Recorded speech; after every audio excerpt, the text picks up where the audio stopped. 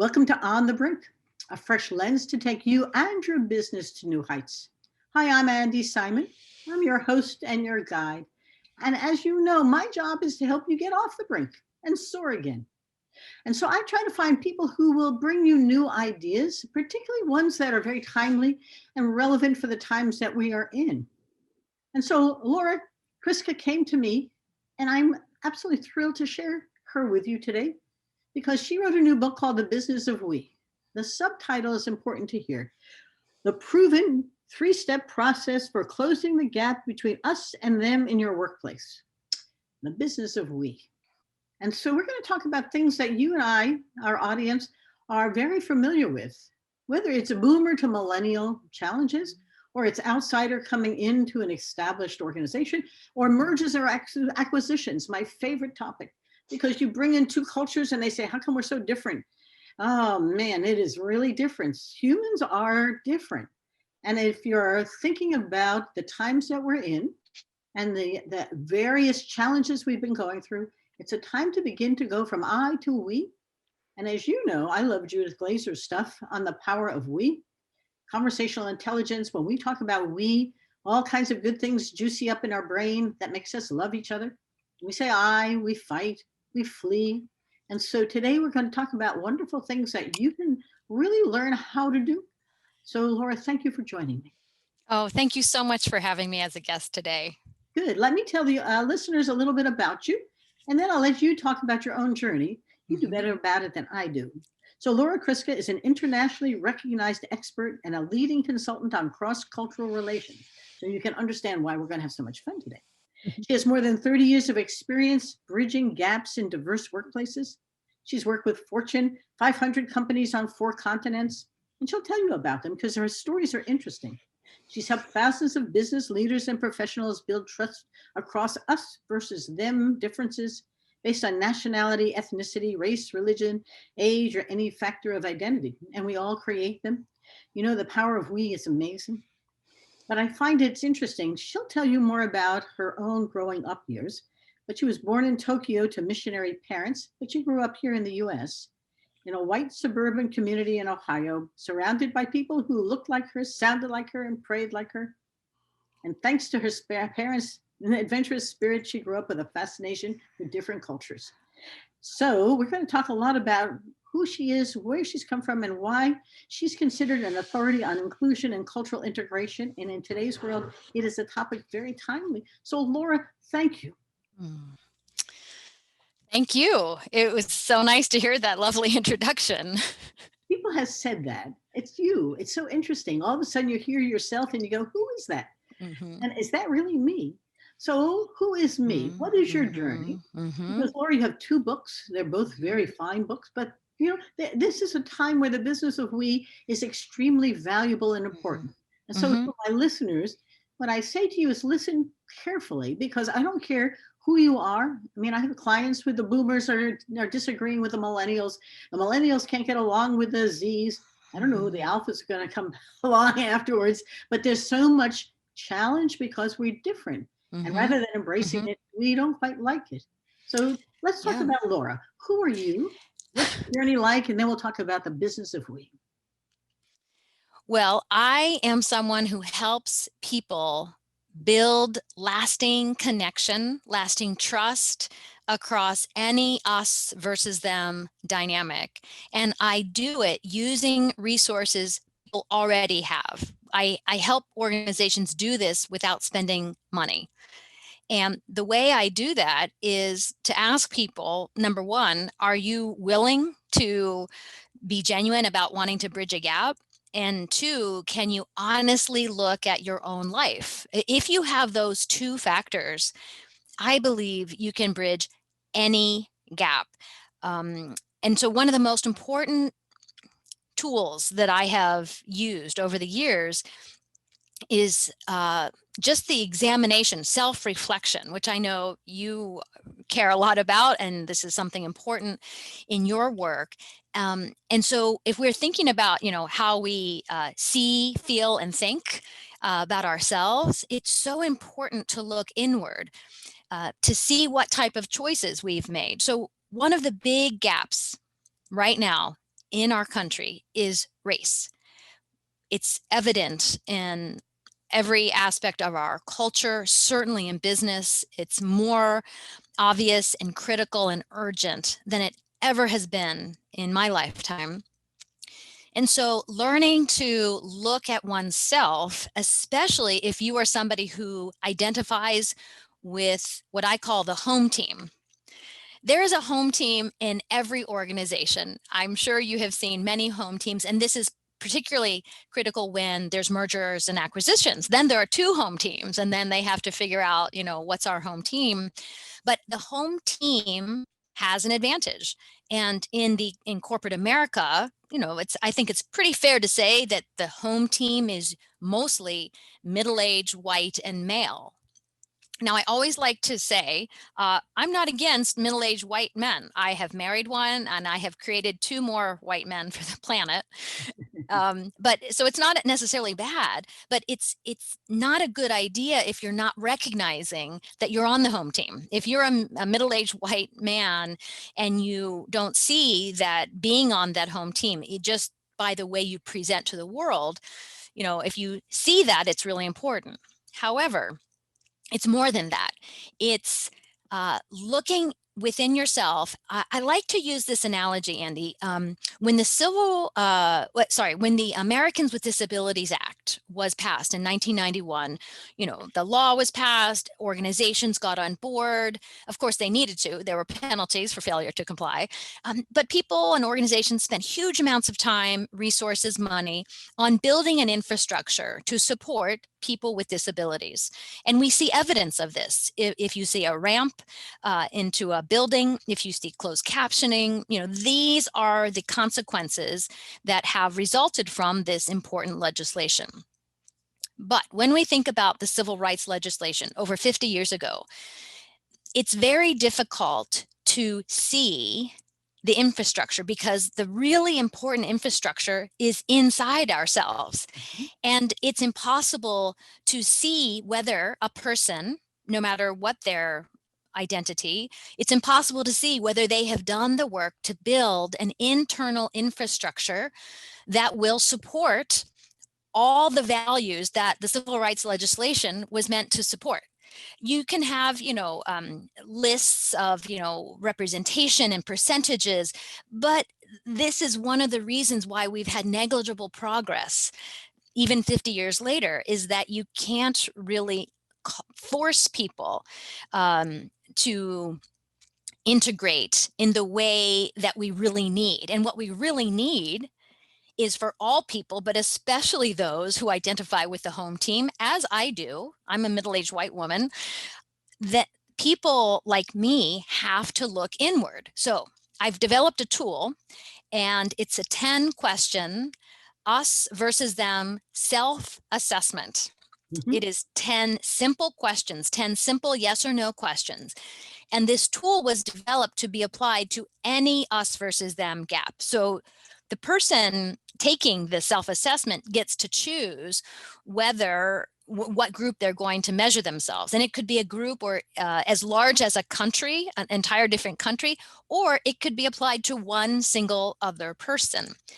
And answering these questions honestly, 10 questions. It would take less than 5 minutes to answer these questions. Answering these questions honestly will give a person an immediate measurement of how much they have integrated with this other cultural group. Now, I want to also be clear, this is not the only way to measure your level of integration. It is just a way that is quick, it provides immediate feedback, and it's a tool then that can be used to make progress, because any no answers then become a potential action item for a person So let's talk a to little start. bit, yep, about the foundation for why people who look or feel or sound different challenge that home team. Because I want to ground you have a great process. And I don't want people to think that this is simple or easy, because there are some fundamental challenges with difference. Mm-hmm.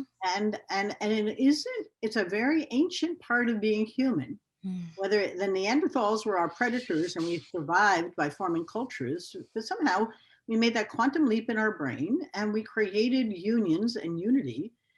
And we created, someone said yesterday, don't use the word tribe. I said we created clans, tribes, families, but us, they, we, and they. And Anthro 101 and a half probably taught me that if I don't, if I define myself in opposition to others, so it's me against my brother, me and my brother against our family against all those other families. And we come together to build comfortable, familiar places to be safe. And we're looking for that safety. And part of the problem is, who do I tell my story to? Who do I eat lunch with? Who makes me feel good? Who do I not have to think about? Because the brain hates, it goes, loves the habits, it wants the familiar, it hates the unfamiliar, and it has a great story in there where you are always the hero. Mm-hmm. So that other, the barbarians on the gate or everyone else, and you're not building that great wall, but it has some of the same symbolism in it. So let's talk. You've got a wonderful self-assessment. And then how do we take that into this wonderful world of humans where embracing the differences becomes the way we do things, not the way we don't do things? Your thoughts, ma'am? I think it starts with the leaders.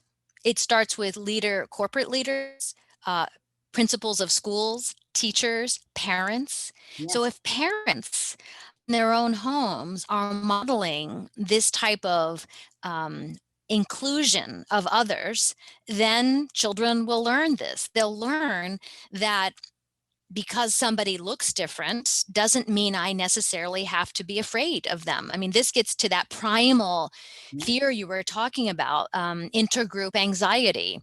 Yes. And the kind of human response to feel anxious, to have your heart rate go up, to sweat and feel like, oh, do I belong? Right? This is such an important question. Do I belong? And those, so that noticing and recognizing that people want to belong. And we have, unfortunately, I see this kind of outdated notion that if somebody doesn't look like me or sound like me or pray like me, then they are other, just without question. And in this idea has caused so much heartache, so much pain, and it is ridiculous in my mind that we still operate in this principle in the 21st century when we are such a diverse and interconnected global economy and just globe. So when you work with a company, and you've worked with so many, and I'm assuming you're using the tool now. Mm-hmm, mm-hmm. Yep. Talk about the process that flows from there, because you are really trying to change how they see things, feel things, believe things to be true, and how they listen and how they look at body language, and even in a Zoom call. But it's a very important time to begin to build those bridges. So how do you approach this? Often it is the simple process of gathering people, even virtually, and talking about how important inclusion is, and then challenging people, giving them the opportunity to make a commitment, to take action. It has been my experience, Andi, that most professionals, over 90% of professionals, eagerly participate, eagerly will say, I will do XYZ, because they are global business people. They understand that it's a good thing to do. It's mostly their discomfort with possibly doing something wrong. Yeah. And so if the organization, or in the case when I'm invited in, this outsider, I provide the opportunity and the nudge. Sometimes I think, why is my message in my book even necessary? It seems so simple. Really, I'm not brilliant. I've just observed things, but I've come to understand that basically I would describe myself as a glorified cheerleader, where I'm just saying, don't you want to work together? Would you rather not waste your time and effort on these divides, waste your time on HR complaints and unnecessary legal costs and investigating he said, she said? Wouldn't you rather use the talents, skills, and creativity toward innovation, new products, meeting customer needs? Doesn't that sound like and everybody's like, yes, yes, let's do that. So it's not that difficult. And I think especially, and you may find this as well in your role, as an outsider, I can come in and say things that can be heard in a way that as an insider, it might not be heard. Well, but that is exactly the case. The reason consultants like us, you and I, have a role to play is that we're the thorn in the side. We can ask silly questions. We can play that role of I'm just a consultant, but this is what I see. I worked with a large health system, very prestigious one. They were making acquisitions of hospitals, and we were called in to do a culture assessment. We used the OCAI, and they had heard about it, and they really wanted to understand their culture and the culture of those they were acquiring, so that they could bring the new guys in and make them part of the existing culture, the home team. The only problem was that when you did an analysis using a tool like yours, different but similar, the home guys really didn't have a good culture.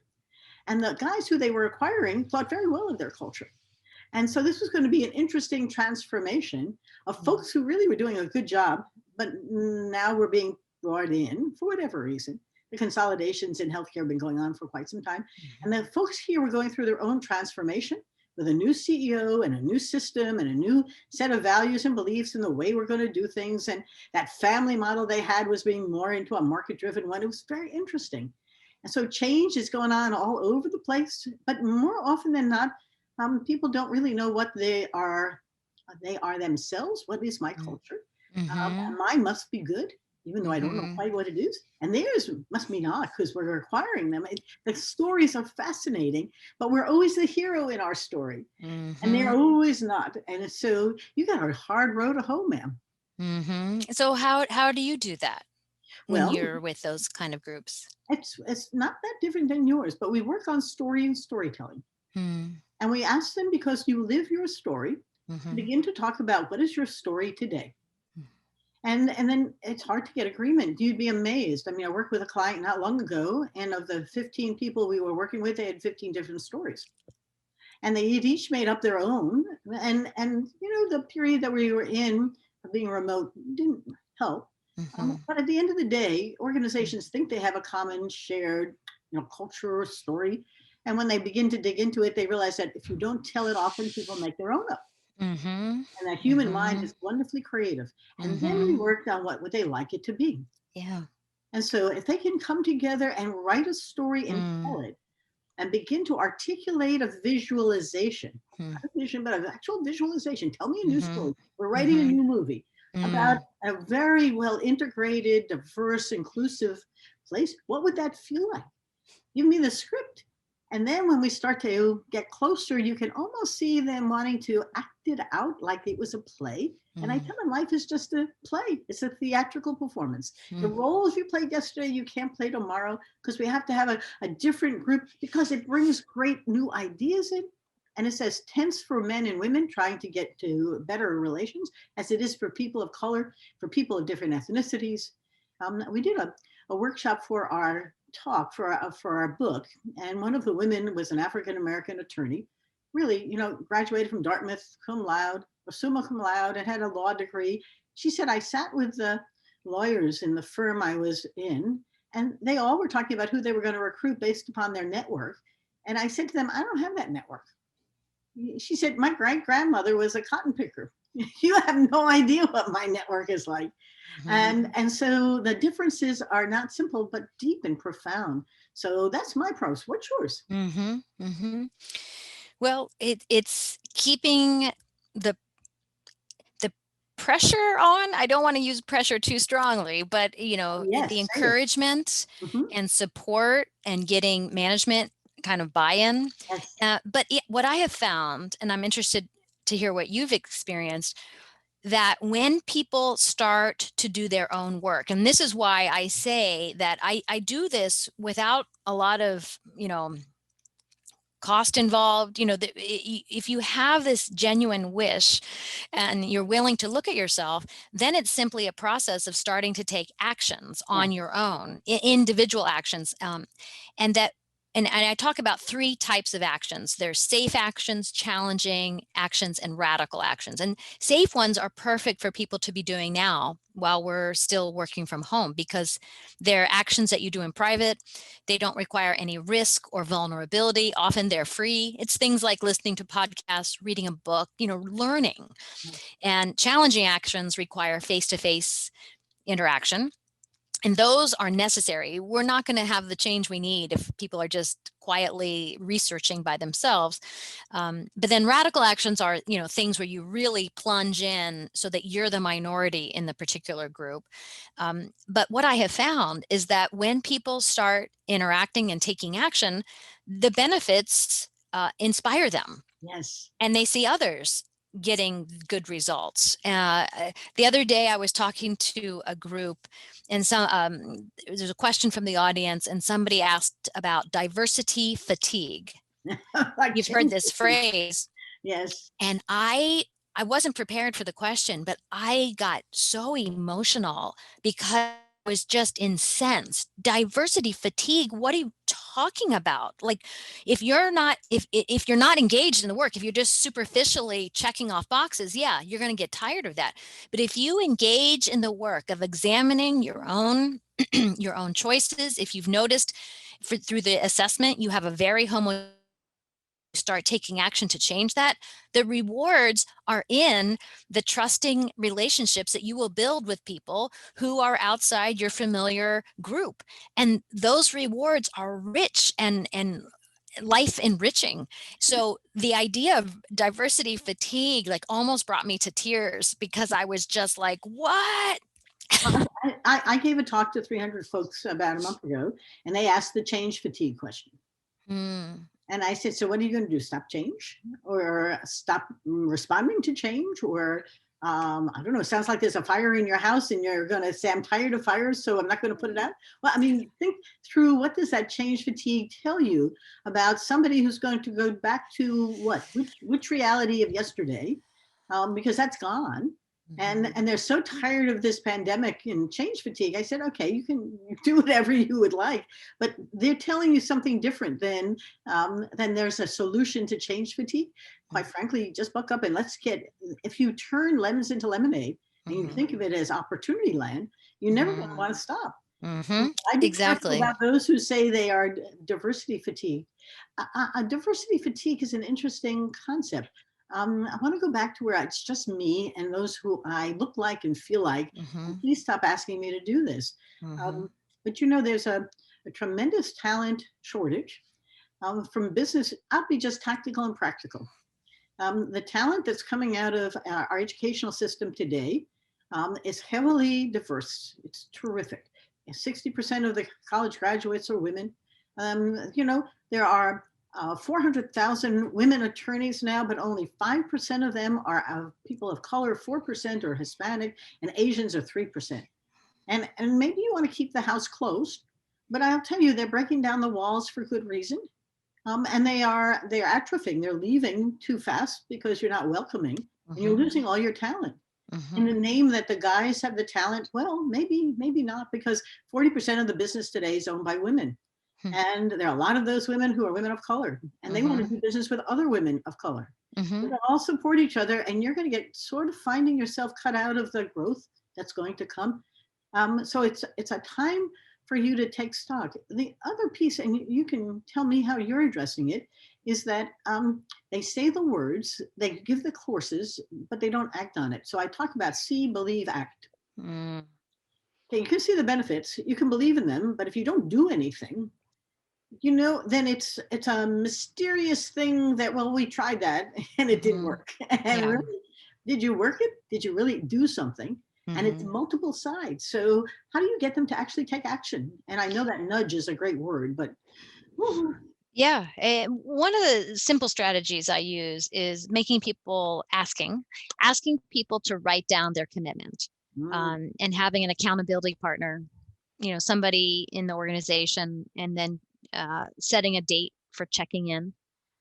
And that often is what we need. And I've borrowed these techniques from weight loss programs. Yeah. There are all kinds of great resources that show how to motivate humans to change. Because as you and I both know, it's not easy. No. And I used to say before this pandemic period, if you want to change, have a crisis or create one, and never waste a crisis. And so it's not, with the George Floyd, with the Me Too, with all of the catalysts for the last decade that are pushing us into a new world. It's time for us to rethink this. And all of a sudden, I'm watching the NASDAQ insist that companies have a certain percentage of women of color on their boards. You're going to find the C-suites beginning to bring in women in P&L roles, not in HR alone. There's if the pipeline has to get full. And I came out of a banking background, and all the banks are run by men, and they keep complaining there aren't any women to come move up into those ranks. Well, you're not cultivating them. You have to sponsor them. And maybe they should talk to Janet Yellen. I bet she knows some people. Whatever. Jane Fraser moved into Citibank, and if you look at her career, she's been brought in everywhere it's broken. She's a turnaround person, and she said, "No, I'm not." I said, "Oh, yes, you are." I mean, you just take a look at every place they've put you, and it's where it's broken. And in my book, I've had a number of the women who were put into higher ed when it was broken, into a firm when it was broken. They become the last resort. And consequently, if they fail, well, it was just a woman, but nobody else could figure it out. So it's a very interesting time for all of the changes. I do think that it's an exciting time if you embrace it, turn lemons into lemonade. Don't fear the foreigner. Begin to include them, and you'll find the talent is there for you to grow in tremendous ways. The David Letterman story about going to India. We're about ready to wrap. You had a great story that opened your book. Do you want to talk about that story about sending him to India and teaching him not to ask for a hamburger? Well, even someone like David Letterman understood that going to a different country meant that there would be different cultural norms at play. And so I prepared some information for his team so that they'd be prepared. And that when people travel internationally, they usually get it. They understand. But what they fail to notice is that those same types of cultural norms are predictable and inevitable right here in the United States, just as you were talking about at the beginning of the show, generational gaps. Yes. And so if we're not paying attention to them, if we see behavior that is very much the cultural norm for a very different generation, and we feel that those are characteristics of the person, and we view those as negative, yes. Not going to be good for business. We may be missing out on really good talent. We might fail to bridge the relationship and build trust. And it could have all kinds of consequences if we simply look at the difference as inevitable and predictable and learnable, right? We can learn another person's culture. You can easily do that using the many technology tools we have today. Yeah. Laura, I keep talking to you for a long time. I was in India on business, and I have 5 clients over there. And you learn real fast how different the culture is. And then when you do it on Zoom, and it's 6 o'clock in the morning your time and 5 or 4 in the afternoon their time, you're both business people, but you're living different worlds with different relationships with family. It was very interesting, and for me, I loved it. But we're about ready to wrap up. So as you're thinking about the 3 things that you might like our listeners to remember, because they often remember the ending better than the beginning, 1 or 2 or 3 would be terrific. You shared with me some great quotes. Your thoughts? I would say that cultural difference does not only apply to international differences. And so that's one of the main factors. And then being willing to take the us versus them self-assessment, which I will say is free. It's on my website at lauracriska.com. Anybody is welcome to use that. And I hope it becomes an often used tool for people in business and beyond, because I want to inspire a rebuilding revolution, but I can't do it by myself. I need your. Well, and I also think that a rebuilding revolution is the right thing for the right time. It's a movement, and it's a very exciting time for that kind of a movement. This has been just a pleasure. Laura, if they want to get your books, and I say books, where can they get them? Most retailers online and elsewhere. Of course, I like to support local bookstores in your neighborhoods, but it's widely available. Wonderful. And your website, if they'd like to find it, is? It's my name, Laura, Laura, Kriska with a K, two Ks, Kris, like Spain, Ka. So lauraKriska.com has all of the information about my book and about my work. Laura, this has been a pleasure. I'm going to say goodbye to you and to our listeners. It's been such fun. Thanks, Andi. Wonderful. You're welcome. It's a pleasure to share. Because it's time for a we movement. And as you're listening, my listeners, think about your own organization, but also think about your neighborhood. And as you think about what's going on today, who can you reach out to, share, say hi? You have no idea how small little touches can make people's day. And it's a great time to embrace our diversity and our differences and see ourselves as we, not I, because it will give you a place to grow from as opposed to some place to shrink back to. When I've written a bunch of articles on the psychological depression of not belonging during this pandemic period, and nobody's keeping you from belonging except you. And there are all kinds of ways of reaching out. And the same thing goes in business, all kinds of ways of bridging the gaps. It's a great time to try them and see what else you can do. So it's been a pleasure. I urge you all to get a hold of The Business of We, Laura Kriska's book, and mine, Rethink, Smashing the Myths of Women in Business. The reviews are great. And I have behind me a little candle that was made by Wax Buffalo with our logo on it. And they're sending boxes with the book and a candle and a note to entrepreneurial women that several other women have decided should get a hug. All kinds of ways you can hug. So on that note, thank you for coming. Thank you for sending your emails. info@andisimon.com is where you can get it. And remember, there's a free chapter for the books right there. Bye-bye now. Have a great day. Stay safe.